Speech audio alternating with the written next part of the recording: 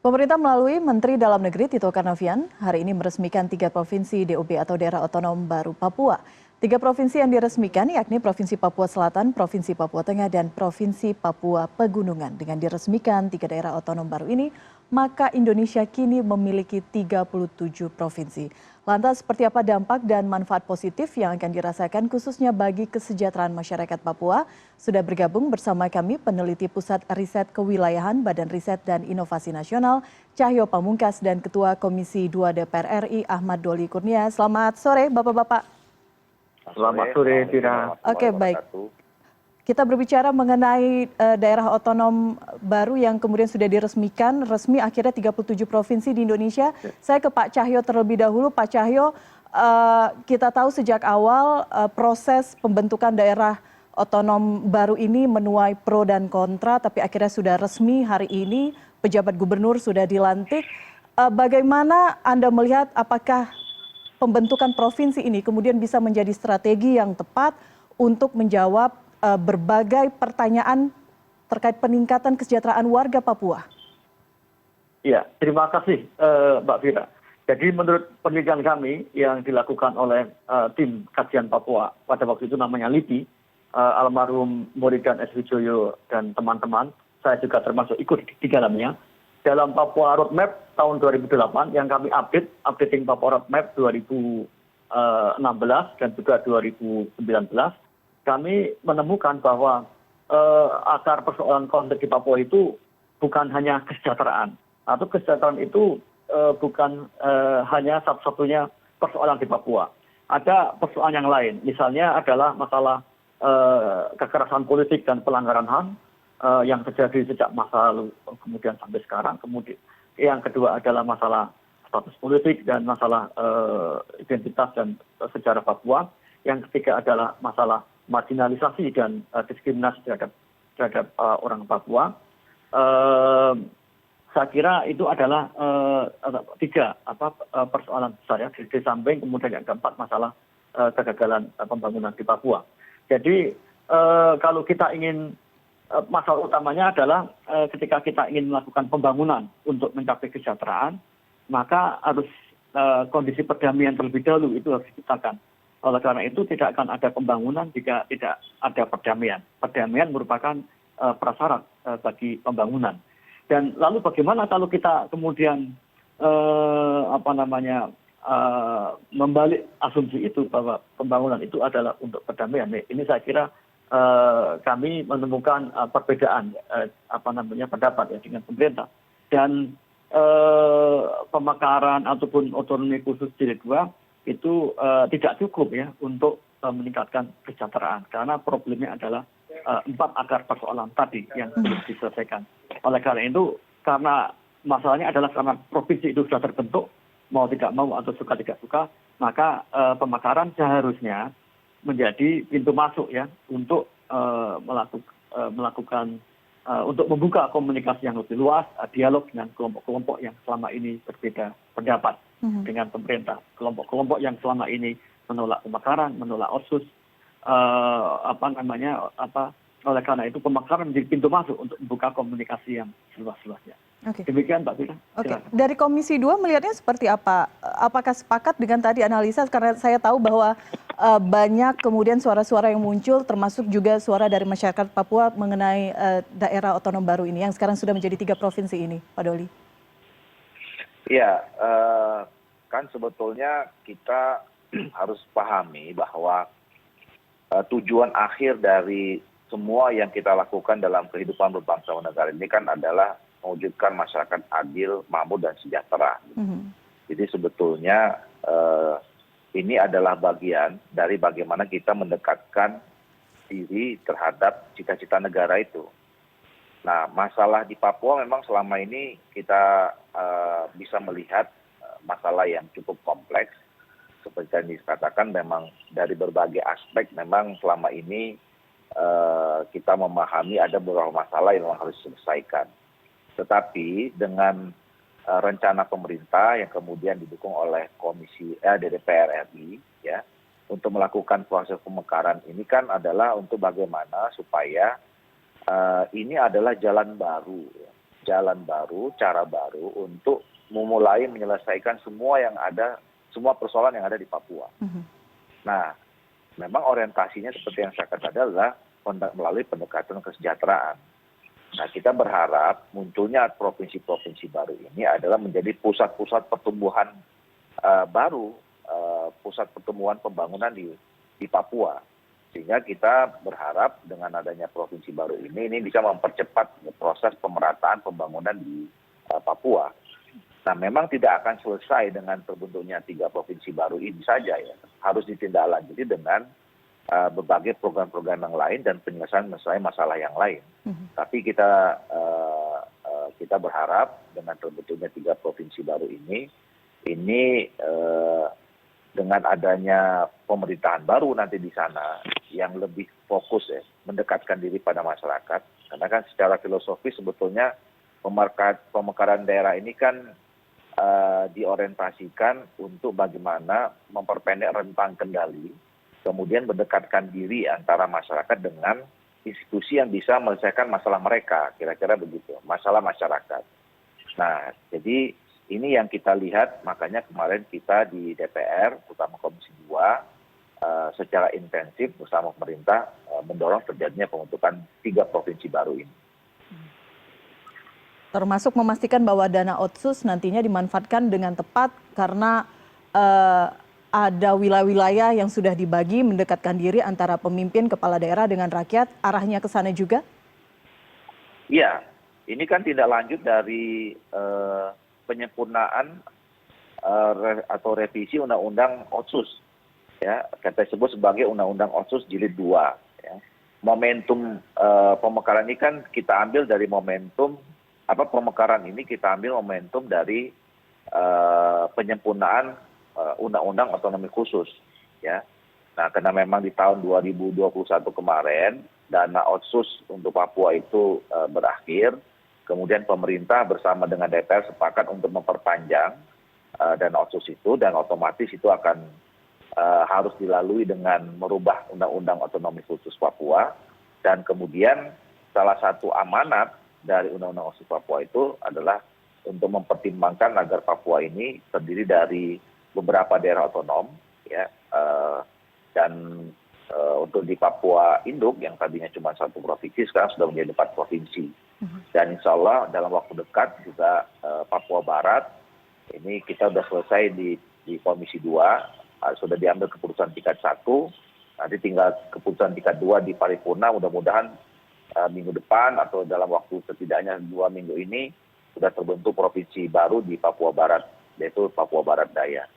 Nah, seperti yang saya katakan tadi, untuk juga mengimplementasikan dana otsus Papua itu, ya ini kan sekarang dengan adanya pemerintah baru ini maka lebih dipastikan bisa terbagi dengan optimal, ya. Karena pengelolaannya nanti akan terdiri dari beberapa provinsi dan selanjutnya harus diikuti dengan pembentukan daerah otonomi baru di tingkat kabupaten kota, bahkan sampai mungkin di distrik atau di kampung-kampung atau desa kelurahan kalau di tempat kita gitu. Nah, jadi itu yang saya katakan tadi, pembentukan provinsi baru di Papua ini adalah cara baru, ya, pendekatan baru untuk meningkatkan kesejahteraan melalui pemerataan pembangunan di Papua. Baik, Pak Cahyo, saya ingin tanya tanggapan Anda bahwa targetnya agar harapannya begitu ya, dana otsus ini bisa terbagi lebih optimal, kemudian mendekatkan diri kepala daerah dengan rakyatnya, ini kemudian bisa menjawab sebagai pendekatan baru untuk meningkatkan kesejahteraan. Iya, pertama saya tanggapi dengan Bapak Ahmad Doli Kurnia, ya. Pertama itu pemekaran bukan pendekatan yang baru. Pemerintah sudah melakukan pemekaran tahun 1999, waktu itu ditolak oleh masyarakat Papua, kemudian diwujudkan oleh Ibu Presiden Megawati Soekarno Putri tahun 2003. Itu dengan pembentukan Provinsi Irian Jaya Barat. Dan waktu itu yang alasannya adalah sama, bahwa pembentukan Provinsi Irian Jaya Barat, atau yang disebut sebagai Papua Barat, untuk meningkatkan kesejahteraan, untuk meningkatkan melayani, memperpendek tentang kendali pelayanan. Nah, sekarang adalah kita evaluasi saja misalnya Provinsi Papua Barat. Apakah dengan metode itu, dengan pemekaran itu telah terdapat ya peningkatan kesejahteraan yang signifikan ya. Mungkin dalam hal ini saya tidak akan menilai ya. Misalnya ya Provinsi Papua Barat dan Papua kan dua provinsi yang termasuk dalam kategori paling paling miskin di Indonesia dengan IPM yang paling rendah itu ya. Ya saya kira pemekaran itu pada satu sisi mungkin ada sisi positifnya ya. Tetapi ada berbagai hal yang harus diantisipasi. Bagaimana misalnya aspirasi yang selama ini tumbuh di akar rumput. Karena saya banyak melakukan observasi ya di akar rumput di masyarakat Papua ya. Bahwa mereka tidak semuanya setuju dengan masalah pemekaran. Ada ketakutan ya, perasaan terancam dengan masalah pengolahan sumber daya. Bagaimana misalnya kalau lahan-lahan sagu, hutan-hutan mereka tempat berburu, kemudian ketika pemekaran akan banyak eksploitasi sumber daya alam, dialihkan menjadi perkebunan sawit misalnya, yang mengancam habitat ekologis mereka. Itu yang pertama. Yang kedua, mereka juga takut dengan adanya pemekaran, justru akan ada peningkatan kebijakan sekuritisasi, peningkatan keamanan yang meningkat. Dengan pendirian institusi aparat keamanan di daerah pemekaran. Kemudian ya saya kira ini yang ketiga adalah persoalan sumber daya manusia ya. Apakah ini juga tantangan ya bagi pejabat gubernur yang baru bagaimana mempersiapkan sumber daya manusia dari masyarakat adat Papua untuk berpartisipasi secara lebih luas di dalam menggerakkan pemerintahan yang baru, pemerintahan provinsi yang baru. Kemudian yang ketiga masalah dana. Menurut saya berdasarkan riset kami dari Badan Riset dan Inovasi Nasional di LIBI ya, kami melakukan monitoring terus terhadap masalah Papua. Sebanyak-banyak uang diberikan pada Provinsi Papua dan Papua Barat itu tidak akan menyelesaikan masalah. Ya saya kira persoalannya bukan sekedar uang. Masyarakat Papua memiliki perspektif ya secara antropologis yang berbeda mengenai ukuran kemajuan, mengenai ukuran kesejahteraan. Nah ini yang sering tidak dipahami, justru ekonomi uang itu kalau dilakukan secara berlebihan justru mereka misalnya di dalam usaha-usaha ekonomi itu kan mereka mengatakan bahwa kegiatan ekonomi yang diperlukan itu misalnya yang berbasis masyarakat adat, bukan kegiatan ekonomi yang berbasis pada pertumbuhan. Nah ini kan ada persoalan-persoalan perspektif, ada persoalan-persoalan budaya yang belum selesai. Nah, bagaimana maka pembangunan ekonomi di Papua itu harus dilakukan dengan basis pendekatan kebudayaan, dengan the Melanesian way, dengan pendekatan kebudayaan. Saya kira itu yang perlu para pengambil kebijakan. Saya kira harus mengambil mendengarkan ya atau tidak mengabaikan perspektif ini. Oke. Silakan Mbak Fira. Oke, banyak pekerjaan rumah yang kemudian sebenarnya masih harus dibahas secara mendetail, tidak hanya berhenti sampai di pemekaran peresmian 3 provinsi. Kita akan bahas, saya tertarik tadi Pak Cahyo mengenai SDM, bagaimana kemudian ke depannya kita berharap bahwa provinsi ini betul memang nanti memiliki SDM unggul, bisa mengembangkan wilayahnya. Kita akan bahas usai jeda, tetap bersama kami di CNN Indonesia Newsroom.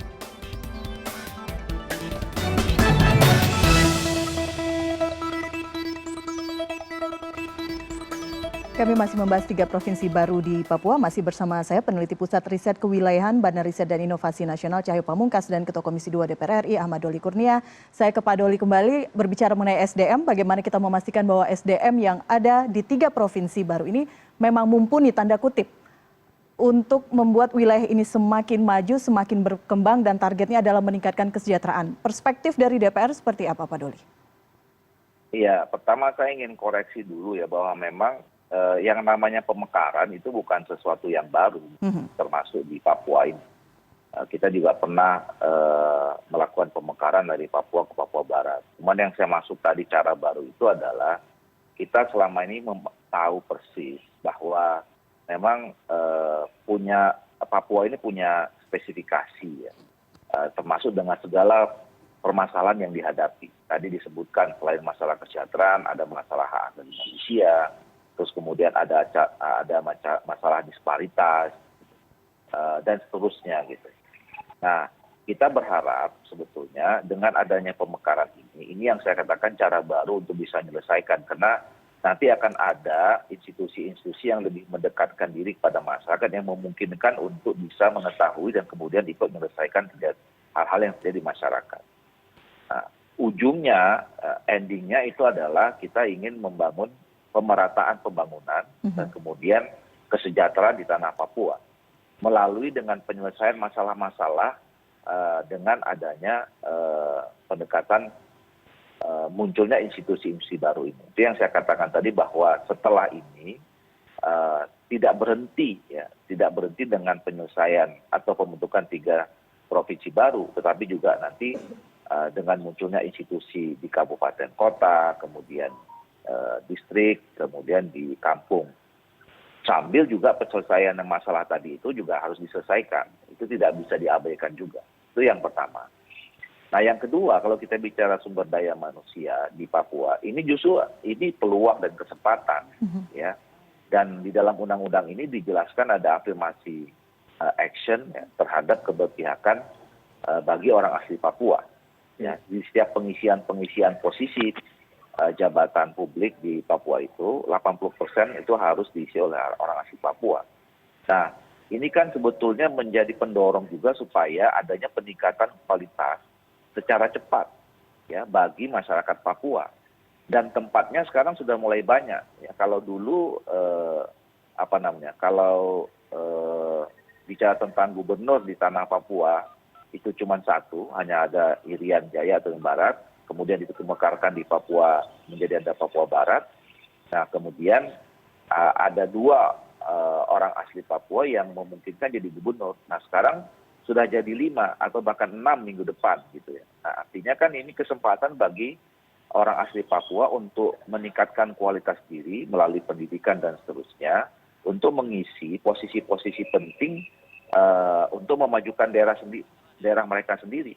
Baik itu nanti menjadi gubernur, jadi bupati-bupati, wali kota, jadi camat, dan seterusnya. Gitu. Nah, ini menjadi trigger, ya, salah satunya kenapa ini menjadi penting.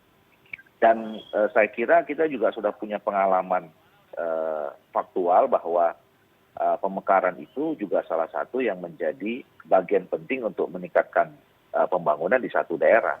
Ya, kita juga harus bisa mengatakan, harus jujur mengatakan Papua Barat saya kira sekarang menjadi satu daerah yang relatif berbeda ya setelah pemekaran. Gitu. Baik.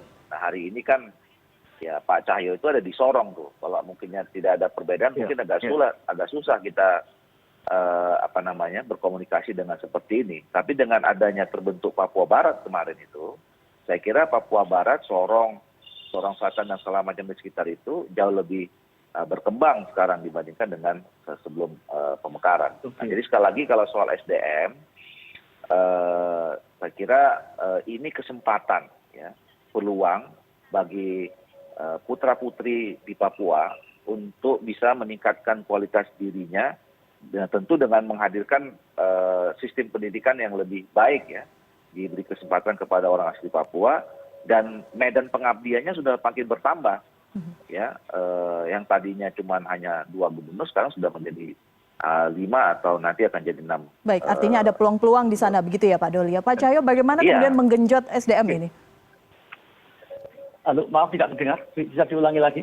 Baik, halo. Tadi Pak Doli mengatakan ada banyak peluang begitu, ada banyak jabatan yang akan terbuka, ada peluang bagi masyarakat di 3 provinsi baru ini. Tapi bagaimana kemudian menggenjot SDM ini, kemudian kapasitasnya, kapabilitasnya? Baik, ya, baik Mbak Fira. Jadi saya menggunakan data BPS ya. Ini sebenarnya sudah diteliti oleh Dr. Agus Sumule dari Universitas Negeri Papua ya. Kalau kita melihat data rata-rata lama sekolah di provinsi Papua yang lama ya, itu kan rata-rata lama sekolah 5 tahun ya sekitar. Kalau di Papua Barat sekitar 7 tahun. Artinya mereka tidak tamat SMP. Di provinsi Papua mereka rata-rata lama sekolah tidak tamat SD ya. Nah, kalau di Pegunungan Tengah itu yang daerah akan dimekarkan itu sekitar 3 tahun, 2 sampai 3 tahun. Ini kan tantangan ya di Provinsi Papua Pegunungan Tengah dan di Provinsi Papua Tengah dengan angka rata-rata lama sekolah yang rendah, tentunya akan menjadi tantangan bagi kesiapan sumber daya manusia. Kemudian yang kedua, kalau kita melihat indeks pembangunan manusia di daerah-daerah yang sekarang dimekarkan itu juga terjadi kesenjangan. Misalnya angka IPM itu akan tinggi di daerah yang didominasi oleh migran atau non-Papua. Dan IPM akan rendah atau sebaliknya tingkat kemiskinan akan tinggi kalau kabupaten itu didominasi oleh penduduk asli Papua. Ini ada kesenjangan di masing-masing wilayah adat atau di masing-masing provinsi. Misalnya kalau Merauke ya tentu saja dengan yang penduduknya didominasi oleh kelompok non-Papua, maka tingkat IPM lebih tinggi daripada Mapi, Asmat atau Bukit Tigul. Juga jika kita membandingkan Nabire dengan misalnya dan Mimika yang banyak jumlah non-Papua, maka IPM lebih tinggi daripada kabupaten yang didominasi oleh orang asli Papua. Ini kan baseline ya, baseline data. Nah, apakah pemekaran itu mampu meningkatkan ini? Mengenai rata-rata lama sekolah, indeks pembangunan manusia. Nah, tentu saja harapan pemerintah, harapan DPR akan seperti itu. Namun ini kan berpadu ya. Sebetulnya kalau mau lebih ideal lagi ada masa persiapan ya. Sebetulnya ada masa persiapan, mungkin 5 tahun masa persiapan pemekaran sehingga dalam rangka 5 tahun itu ada upaya untuk mengintensifkan ya pembangunan sumber daya manusia. Nah, tapi kan ini kan tidak ya. Maka selalu ada kekhawatiran, misalnya baik mungkin saja yang menjadi gubernur, yang menjadi anggota DPR adalah orang asli Papua. Tetapi bagaimana mengenai sektor ekonomi, bagaimana dengan kelompok-kelompok bisnis yang berkembang di daerah itu. Kan tidak cukup ya. PNS kita menggunakan rekrutmen PNS untuk menyelesaikan masalah masalah kesejahteraan. Tidak bisa kan, itu kan ada batasannya. Kita tidak bisa membuat semua warga penduduk asli Papua itu menjadi PNS semua kan. Perlu saya kira yang diperlukan pembangunan SDM itu bagaimana sehingga ketika mereka memiliki SDM yang baik mereka bisa mengisi ruang-ruang kegiatan ekonomi. Juga yang kedua dengan pendidikan yang baik ini kan mereka bisa mengembangkan kehidupan mereka sehingga bisa memanfaatkan sumber daya alam mereka dan lain-lain. Ini masalah yang sangat krusial di tanah Papua. Baik, Silakan, artinya tidak hanya dilepas begitu saja, perlu ada dukungan, ada proses yang harus dilewati sehingga kita memastikan bahwa betul niat baik pemerintah tanda kutip untuk meningkatkan kesejahteraan masyarakat Papua bisa diwujudkan secara sebaik-baiknya. Dan terima kasih Pak Cahyo sudah berbagi perspektif bersama kami dan juga Pak Doli sudah berbagi perspektif bersama kami di CNN Indonesia Newsroom hari ini. Terima kasih. Selamat sore. Selamat sore, terima kasih. Selamat sore Pak Doli. Selamat sore.